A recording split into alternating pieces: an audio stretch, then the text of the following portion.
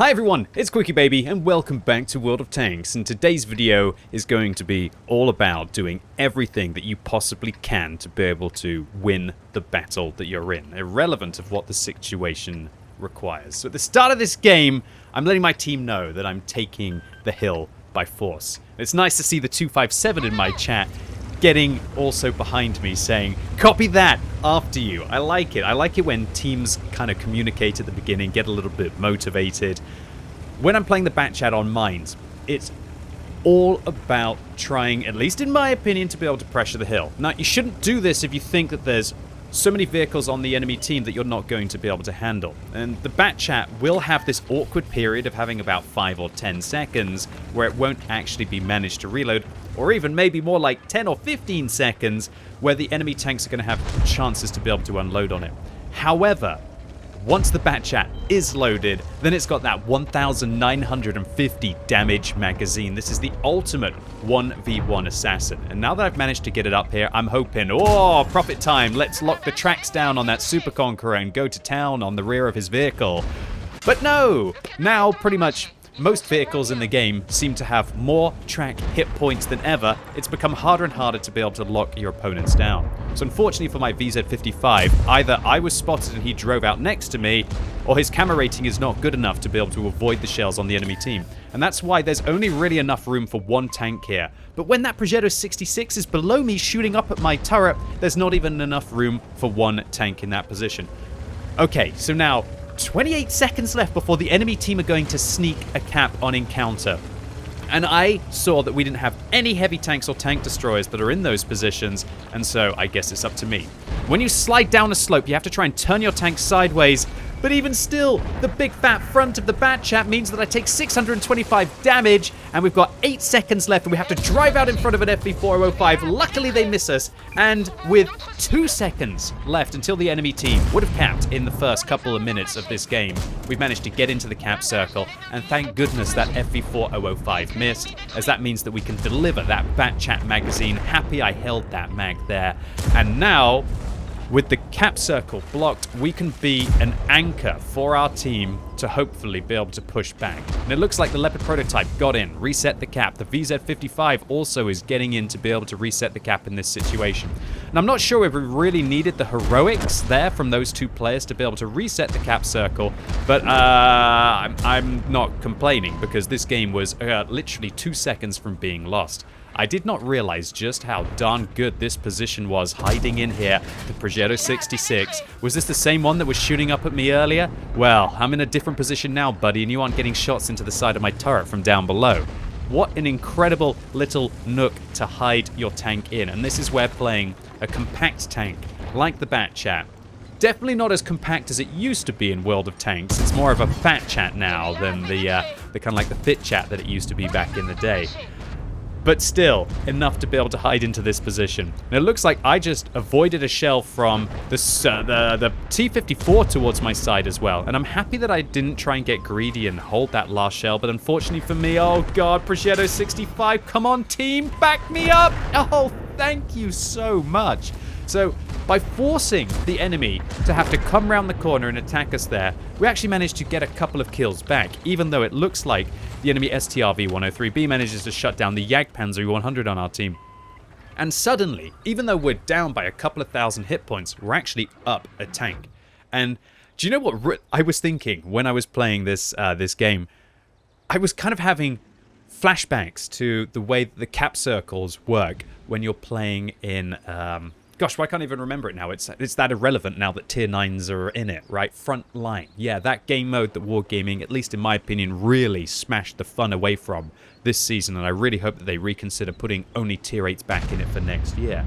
In front line, you can just sit in a cap circle, and you can farm points very quickly indeed.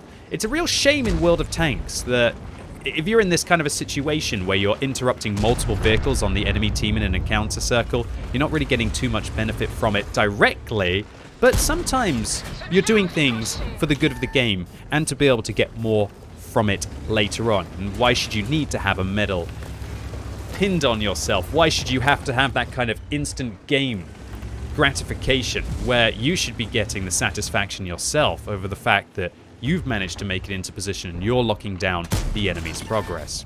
Talking about locking down the enemy's progress in this scenario, oh god, that T-54 is about to lock down my progress.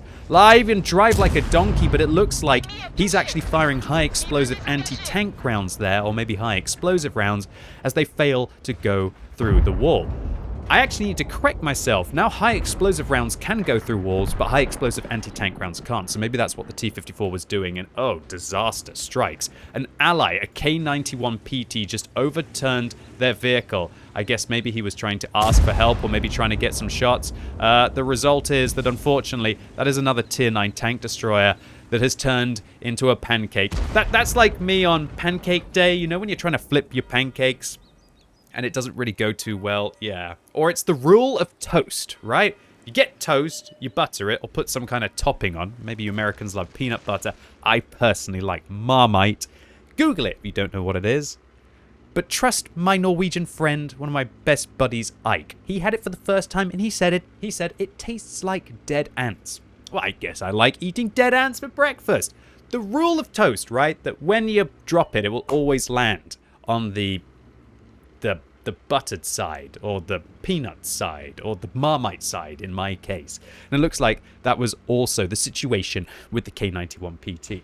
So in this scenario, we have a bit of a showdown, right? We have that kind of, are you ready for the shot? I always get a bit itchy here. You'll notice that what I actually do when I'm in this kind of a scenario, because I don't like just sitting stale, what I'll actually do is I'll hold my reticle down where I think the tank's going to come around the corner, and that allows me to look elsewhere to see if the situation is improving.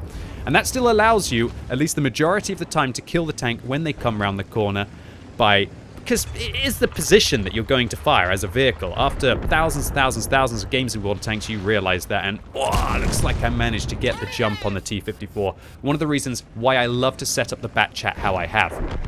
I don't focus on vision on the bat chat, but I'm really looking forward to having two sets of equipment, so I can have one set for this combat build and one set for where I have a vision build. What you're seeing in this game is my combat build on the vehicle. It's nothing revolutionary. I've talked about it multiple times and it works for me on multiple autoloaders. It's vents, vertical stabilizers, and a rotation device, which improves the gun handling to a point where you don't even really have to aim and you can keep moving and keep firing. It's beautiful on an autoloader, and if you haven't tried it, definitely go and try it on one of your fast intra-clip autoloaders. So in this situation, I realized that the enemy team are going to try and pressure the hill, and luckily for me, I was right there to make the fall of our Kranvang not a disaster. So now, I don't really want to gonna get caught out. We're still down by 3,500 hit points. It's very unlikely, with our hit point spread so thin and across most of the map, and most of them on the WTF Panzer IV, that we're going to be able to handle that there. So what I did there is I feigned a retreat. I feigned that I was falling back to go to the Jagdtiger, to hope that the enemy team would then go and try and protect the cap circle, with my intention actually to go back up onto the hill and be able to provide fire from above. But in this situation, considering that the Stridsvagn 103B decided to go up onto the hill instead, I guess, to shoot me, well, now the STRV is out of position. And I thought to myself, when you're down 3,500 hit points, and you've only got one shot left of hit points on your tank, why not turn the pressure on the cap circle up to 11? We're going to halve the time that it will take for us to be able to cap.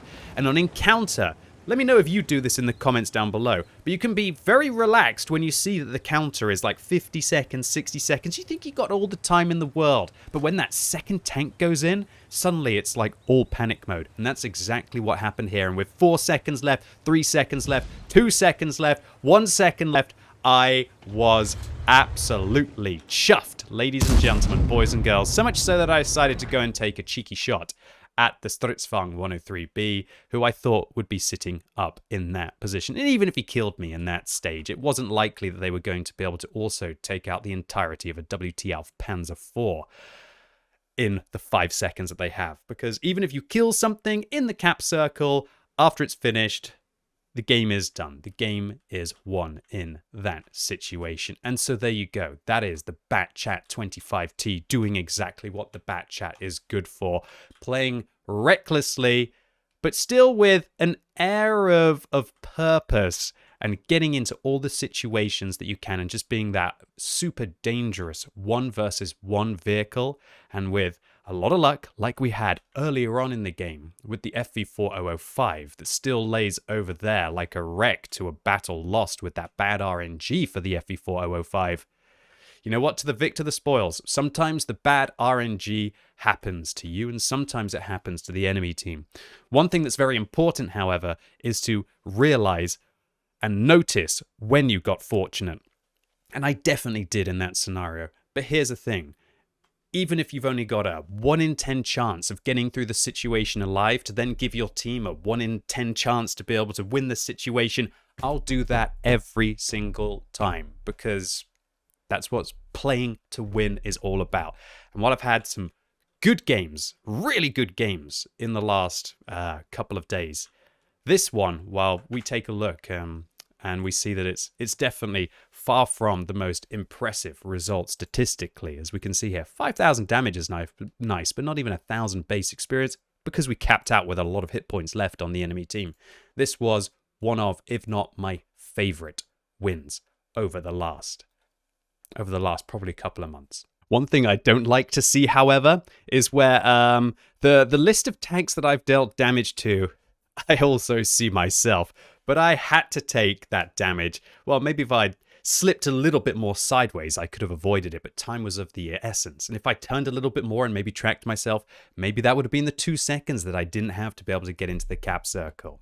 Anyway, ladies and gentlemen, boys and girls, that was it for today. Really hope you enjoyed this kind of all-in, do everything for the team gameplay. If you did, give it a thumbs up. If you hated it, give it a thumbs down. And if you're watching this video as it's released on Sunday, later on today, there will be the Tech Tree Showcase. And this week, I am super happy because the majority of you have voted for the Tier 10 German tank destroyer, the Jagdpanzer E100. So come along right now as I make my way up the entirety of the German tank destroyer tech tree, culminating with the super heavy Jagdpanzer Jäger Beast of Doom. Let's go and clap some tanks for 1,000 damage. So really looking forward to seeing you all live right now on twitch.tv/QuickyBaby. And as always, thank you so much for watching. You've been epic, and hopefully I'll see you soon.